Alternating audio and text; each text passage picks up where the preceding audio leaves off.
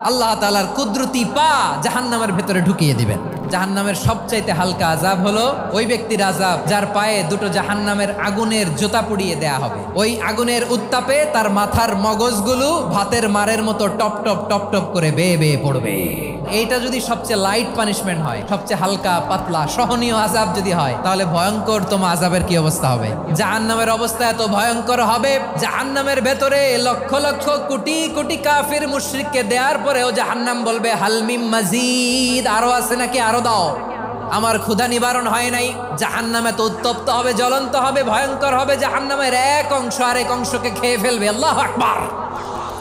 জাহান্নামের রক্ষী ফেরেশতারা কি করবে তারা নিজেরাও বুঝতে পারবে না। কোনো কিছুতেই যখন জাহান্নামকে শান্ত করা যায় না, আল্লাহ তাআলা তার কুদরতি পা জাহান্নামে ঢুকিয়ে দিবেন। দেওয়ার সাথে সাথে জাহান্নাম থেকে আওয়াজ আসবে, কাত বিইজ্জাতিকা ওয়া বিকারামিকা, আল্লাহ আপনার ইজ্জতের কসম, যথেষ্ট হয়েছে, আর লাগবে না। সুবহানাল্লাহ বলেন।